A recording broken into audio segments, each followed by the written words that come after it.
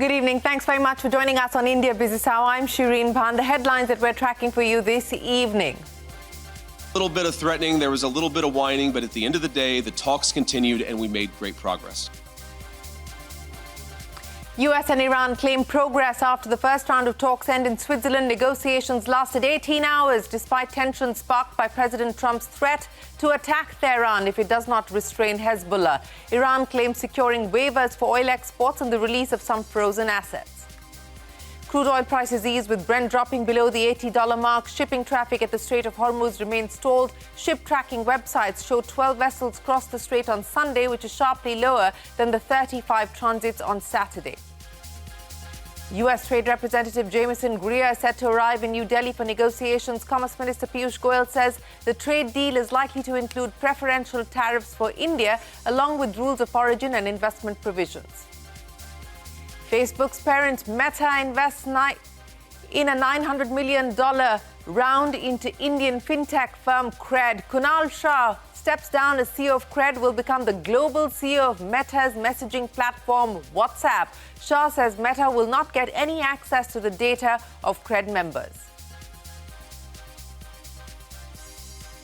I have heard the answer of my parliamentary party to that question, and I accept that answer with good grace. UK Prime Minister Keir Starmer resigns after facing an internal party revolt. Britain is set for its 7th Prime Minister in a decade. Andy Burnham, the frontrunner to succeed Starmer, won a parliamentary seat just days ago at the Makerfield by-election. The southwest monsoon is finally making some progress after remaining stationary for 14 days. The weather department says the monsoon is likely to reach Mumbai within 48 hours. Sale of air conditioners surged due to the extended heat wave. Voltas alone manages to sell 10 lakh units in the last 3 months. Shares of Reliance Industries gain after Chairman Mukesh Ambani announces the Jio platform's IPO, likely to raise a record $4 billion. AI deployment across businesses and scaling up of growth engine gets a thumbs up from brokerages. InfoEdge, the parent company of Naukri, reveals a 1,000 crore rupee investment across 54 AI and deep tech startups since 2020. The company says the investments have grown 82% in value over the last 6 years. The InfoEdge stock is down 26% so far this year after downgrades from JP Morgan and JM Financial.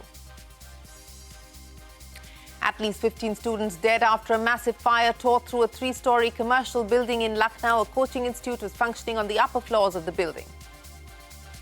Massive jolt to Uddhav Thackeray. 6 MPs from his faction formally joined Eknath Shinde's Shiv Sena. 2 lawmakers admit that sitting in the opposition for 2 years deprived their constituencies of development funds. The Shiv Sena's UBT Lok Sabha strength has now been reduced to just 3. Former Federal Reserve Chair Alan Greenspan, who presided over nearly 2 decades of American economic boom, dies at 100, hailed as the maestro during his tenure. Greenspan was later criticized for his easy money policies and his unwavering faith in lightly supervised financial markets, which critics say sowed the seeds of the global financial crisis. Debutante Cape Verde's dream run continues, holds a higher-ranked Uruguay to a draw. Egypt tops its group after a 3-1 win against New Zealand, secures its first ever win since its World Cup debut 92 years ago.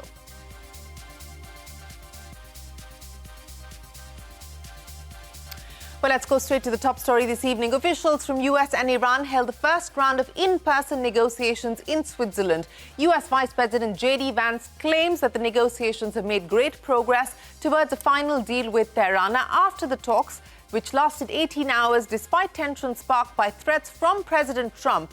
Addressing a press conference after the negotiations, the US Vice President also claimed that the Strait of Hormuz is open, adding that Washington has ensured a proper communication channel on Lebanon through the creation of a deconfliction cell. Tehran also echoed the same. In a social media post, Iran's Foreign Minister Araghchi said the mediation by Pakistan and Qatar has delivered major progress to end the war in Lebanon. He also claimed that US sanctions against oil and petchem exports have been waived and some frozen assets have been released. Both mediators, Qatar and Pakistan, also released a joint statement claiming encouraging progress. While the main negotiators have left, a technical team from both US and Iran are staying back to continue the talks to reach a lasting agreement in 60 days. The joint statement also said a communication line has been established to avoid incidents relating to safe passage for commercial vessels in the Strait of Hormuz. The statement also addressed the situation in Lebanon with the formation of a new deconfliction cell. The U.S., along with Iranian and Lebanese officials, will be members of this cell to ensure the termination of all military operations. However, Israel continues to maintain its forces will remain in southern Lebanon as long as necessary to defeat the militant group Hezbollah.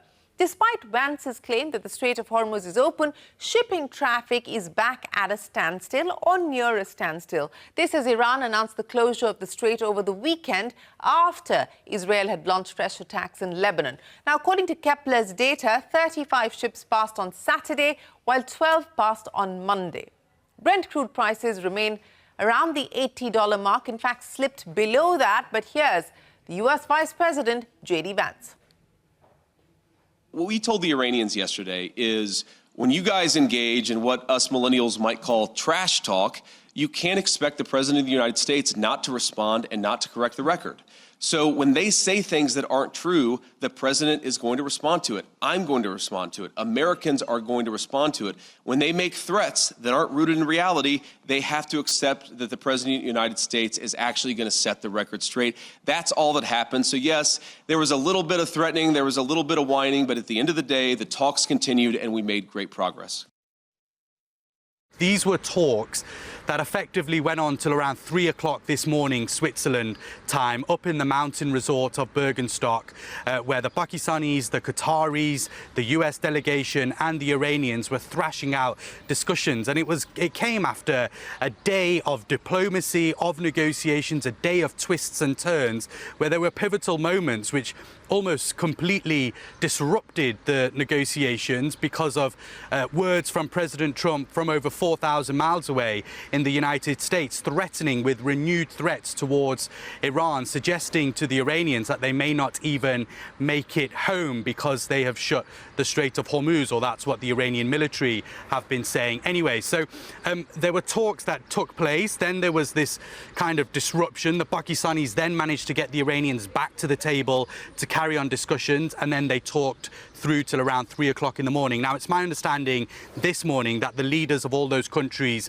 will depart. The Iranians have now left the Bergenstock resort and will be heading back to Tehran, but there will still be teams on the ground from all 4 countries up in the Bergenstock resort to have technical discussions over a number of issues around Iran's nuclear program, around the Strait of Hormuz, around releasing some of Iran's frozen funds, which is actually at the top of the Iranian agenda, and also talking a bit about how the region looks in the future, whether there will be US military withdrawal from the region as stated in the Memorandum of Understanding. So it was a day of a lot of tension, but also some positive steps as a result of those negotiations, and we'll have to see how the next few days here in Switzerland pan out. But the leaders, those top negotiators, are now leaving the country and heading back to their respective homes. So progress being made there in Switzerland. Now, 54 people were injured and 18 are missing after an explosion at Qatar's Ras Laffan LNG complex. Authorities said the blast was triggered by a technical accident, adding that there was no threat to public safety. The incident occurred as workers were restarting operations, which were halted after an Iranian attack that had taken place in March. Qatar Energy did not say whether the explosion has caused any damage to the plant itself. On to the day's market action. The market's ending higher today after a range-bound session, with all major indices closing in the green. The Nifty ending above 24,100, led by financial heavyweights, Reliance and Infosys. The Nifty IT and pharma stocks also led today. The Nifty mid-cap index up by 200 points and the Nifty Bank up by about 250 points. FMCG was the index that closed lower today. In the money market, the rupee snapped a 6-day long run of gains as the dollar strengthened. The currency weakened by 35 paise against the dollar, and moving closer to the 94.67 mark is where the dollar rupee closed for the day. Core sector growth slowing to a 7-month low of 0.5% in May from 1.8% in April. The slowdown was driven largely by a steep decline in petroleum refinery products, the heaviest weighted component in the core sector basket. The weakness in the energy segment was partially offset by strong growth in infrastructure-linked sectors. The Indian Met Department has said that the southwest monsoons are likely to reach Mumbai by Wednesday. The weather watchdog had earlier mentioned that the monsoon on the eastern part of the country has been stalled over southern Maharashtra since the 8th of June. Meanwhile, water levels in the city's 7 lakes remain under pressure, with overall reservoir stocks at around 8%. So hope building there on the monsoons. But the big corporate story, Facebook's parent Meta has participated in the $900 million round into Indian fintech firm Cred. Kunal Shah will step down as the CEO of Cred, the company that he founded. He will remain a shareholder. And guess what? He becomes the global CEO of Meta's messaging platform, WhatsApp. Rachna joins us now with the details. Rachna, big move for Cred, but an even bigger move for Kunal Shah, who takes on as the new boss of WhatsApp. Meta comes in as part of that $900 million fundraise into Cred. Miten Sampath takes over as the interim CEO. That is correct. All of this started with Meta appointing a new global head for WhatsApp, and the choice is pretty unusual one. Kunal Shah, founder of Indian fintech Cred, is leaving the company to take the role he replaces Will Cathcart. Now, Will Cathcart led WhatsApp for roughly 7 years. In this period, the messaging service doubled its user base, in fact, more than that. Now, according to Bloomberg, Cathcart is staying at Meta and moving to a new role focused on building consumer products using artificial intelligence. But Kunal Shah has framed the move as a long-term project. He says the gap between what WhatsApp is today and what its full potential is remains wide, and that he will work with Mark Zuckerberg and Meta's leadership on the platform's next phase. The appointment is tied to a significant investment in his company. Meta is leading a $900 million Series H round in Cred, structured as a mix of primary and secondary share purchases. The round values Cred at $4.5 billion post-money valuation. Now, Meta enters as a minority investor, and according to Kunal Shah, Meta will not receive access to Cred's member data, and that's an important one, and I'll come back to that. But while Shah is stepping back from his operating role at Cred, the company has named an interim leader, Miten Sampath, who has run strategy and finance at Cred since 2020. He will take over as the interim CEO with immediate effect. Shah remains a shareholder, and the board says it is now constituting a long-term leadership structure as it works towards an eventual public listing. Now, Cred was founded by Kunal Shah in 2018. This was after his free chart stint.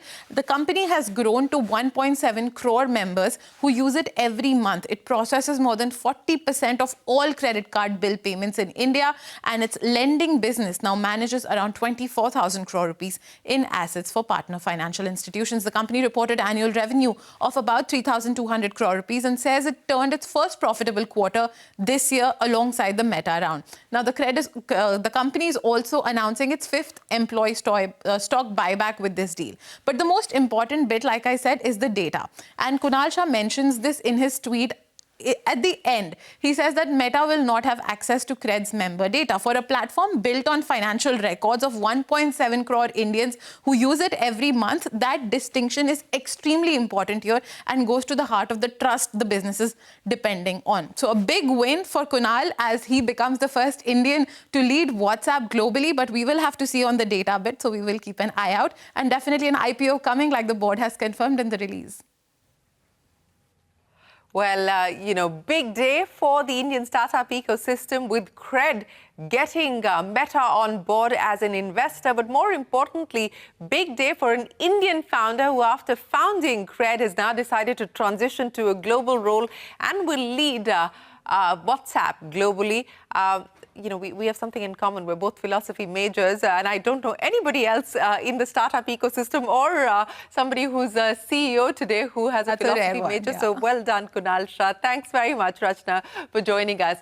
On to the latest in the trade negotiations between the US and India. US Trade Representative Jameson Greer will arrive in New Delhi later tonight. This comes just a week after another US trade delegation held talks for 4 days with Indian officials in the capital. Commerce Minister Piyush Goyal says a deal with the US is likely to include preferential tariffs for India. Abhimanyu joins us with more on Greer's visit and what we can expect. Abhimanyu.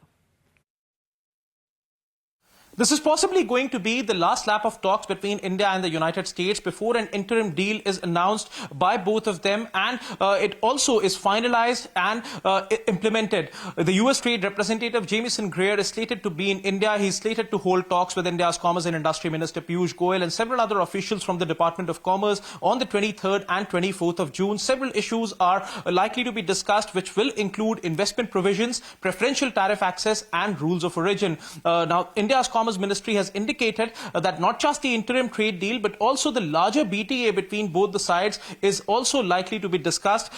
India and the US remain seriously engaged for a larger cooperation, not just in trade, but also in several areas like energy, defense, critical minerals and investment. Earlier, sources had indicated that final 1% talks are left on the interim trade deal, and the 10% tariffs which are currently in place are set to lapse on the 24th of July, and in the absence of a deal being finalized till then, MFN tariffs will come into play. So all eyes, of course, would be on how early both the sides are going to finalize as well as announce the preferential tariffs which will possibly replace the current tariff architecture which is in place.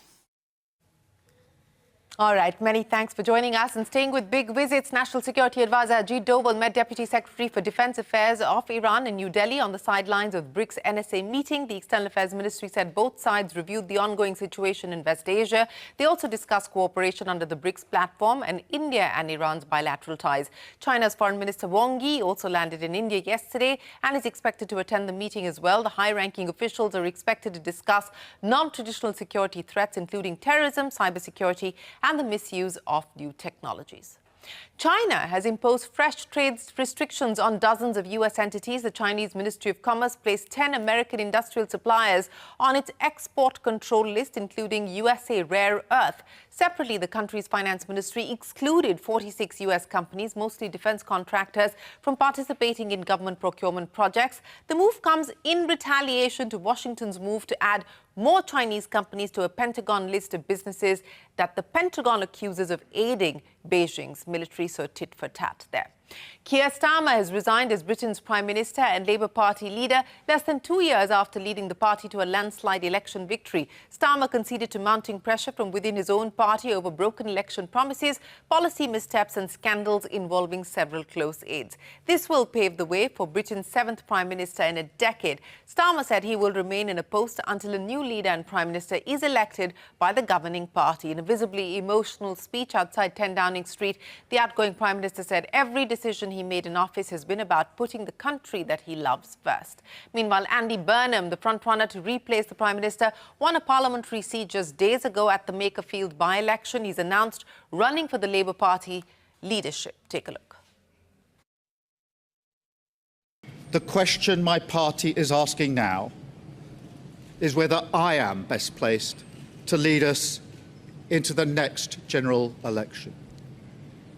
I have heard the answer of my parliamentary party to that question, and I accept that answer with good grace.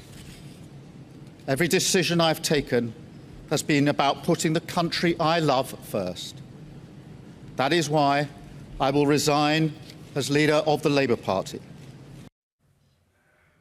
And Andy Burnham, who's referred to as the King of the North within the Labour Party circles, is all set to ascend the Britain Game of Thrones. Sanjay Suri joins us now from London. Sanjay, tell us more about Burnham's Manchesterism and his economic beliefs, and what could this mean now for Britain? There are clear reasons why Andy Burnham has been spoken of as the King of the North, at least within the Labour Party. His record as Mayor of Manchester, and he's had a long spell there, has been impressive in a local sort of way. But that has been his emphasis, that growth needs to be driven locally rather than nationally. The Greater Manchester region has had a far better record in growth and investment than the average for the rest of the country. He's had a number of administrative successes as well. He brought in what has been called the B network to integrate bus services with trams and cycling. He's established a homelessness fund. He's promoted affordable housing. A lot more to be done there, it has to be said. These have been local successes, but the national challenge necessarily will be of a different order. Burnham is spoken of as the soft left, meaning he's not a centrist or even near right in a Tony Blair sort of way, but he's not hard left either. He nevertheless is supportive firmly of trade unions and of taxation to improve services for people. Taxation inevitably will be the most controversial issue he would get tested on, and as Prime Minister that he is expected to become, his task would not be quite as simple as multiplying Manchester's success nationally. And in Colombia, right-wing candidate Esprella has narrowly won the presidential runoff with over 99% of the votes counted. The Trump-backed candidate won nearly 49.7% of the vote, according to an initial count of the runoff election. Esprella has pledged a military crackdown on illegal armed groups in the country to rein in drug trafficking and crime. Former Federal Reserve Chair Alan Greenspan, who presided over nearly 2 decades of American economic boom, has died at the age of 100. Greenspan was suffering from Parkinson's disease. Hailed as the maestro, he presided over the Fed during one of the longest economic expansions in American history.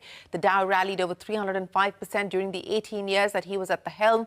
Greenspan was later criticized for his easy money policy and unwavering faith in lightly supervised financial markets, which critics say sowed the seeds of the global financial crisis. He was just an absolutely brilliant mind who saw the computer revolution happening before anyone else did. And if you go back and look at the history of the American economy going back over the last 50 years, I think Greenspan's judgment to leave the economy alone and let the internet boom happen and the productivity boom from internet happen, even when Bob Gordon was saying, hey, there's no productivity there, he knew it was going to be there. And that judgment created an enormous amount of wealth and prosperity for our country. I don't think anybody comes close to him when it comes to his dedication to public service, his incredible command of details. I've sat with him over the years, incredible command of details, and this ability to pivot the Fed from defense to offense. Never underestimate how difficult that is. And that was him, and he did all that with enormous intellectual curiosity. He will be remembered for taking a massive productivity bet, and he was the Fed at its best because he had that command of details and was willing to look forward and say, you know what, I'm going to let this economy run. And he unleashed an enormous productivity gain. Alan Greenspan, rest in peace. Up next on India Business Hour, Cape Verde continues to stun the world in the Football World Cup, and the sports governing body FIFA has unlocked a new revenue stream. That and more when we return. Catch all of CNBC-TV18's news and updates on YouTube, Facebook, Instagram, X and Geo Hotstar. Subscribe to CNBC-TV18 Access for exclusive stories.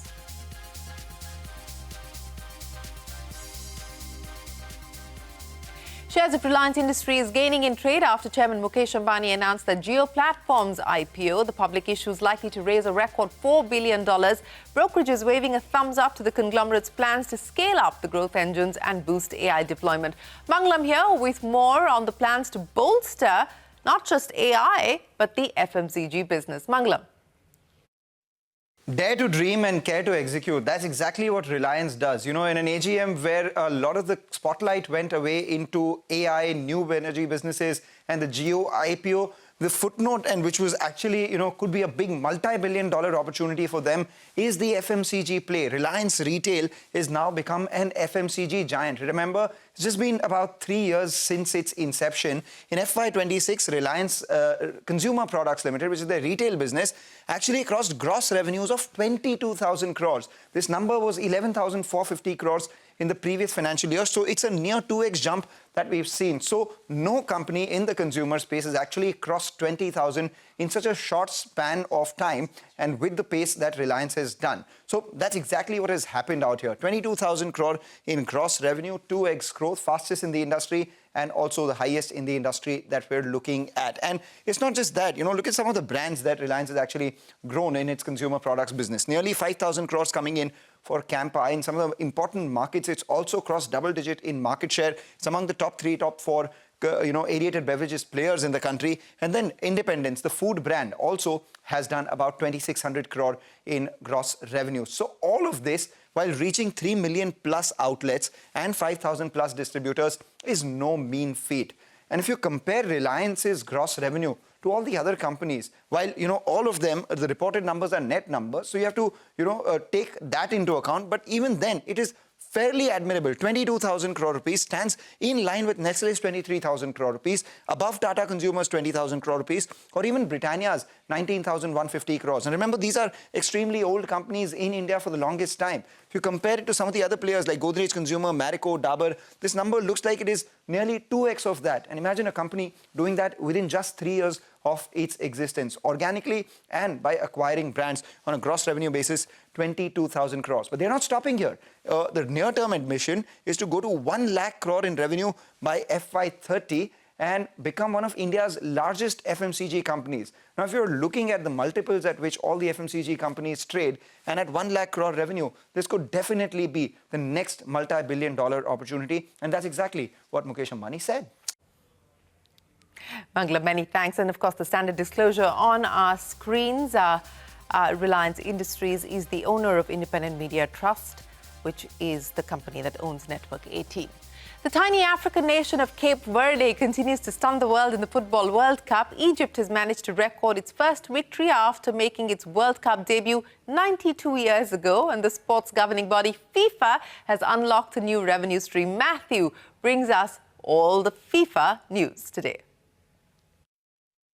If you've been watching the World Cup matches closely, you might have noticed something brand new on the right sleeve of the players' kits. Situated right below the tournament logo, FIFA has introduced an unprecedented system of custom patches celebrating unique individual accomplishments. Even the main tournament badges themselves tell a story. Teams sporting a special gold-themed World Cup badge meet a strict performance criteria. They belong to the elite club of former World Cup winning nations, while all other competing countries wear the standard black and white version. But it's the player-specific individual achievement patches that are generating massive buzz. For the tournament's legendary shot-stoppers, a special golden gloves patch is proudly placed on the sleeve of Belgium's Thibaut Courtois and Argentina's Emi Martinez. Meanwhile, elite past goal scorers are showcasing the golden boot patch, a distinction held at the tournament by just 3 men: Kylian Mbappe, Harry Kane and James Rodriguez. Then there's the ultimate badge of tournament longevity, the Gold Legacy patch. This is awarded exclusively to players appearing in their historic 5th or 6th World Cup. This legendary lineup features just 6 icons that include Luka Modric, Guillermo Ochoa, Lionel Messi and Cristiano Ronaldo. The wildest part of this innovation happens the second the final whistle blows.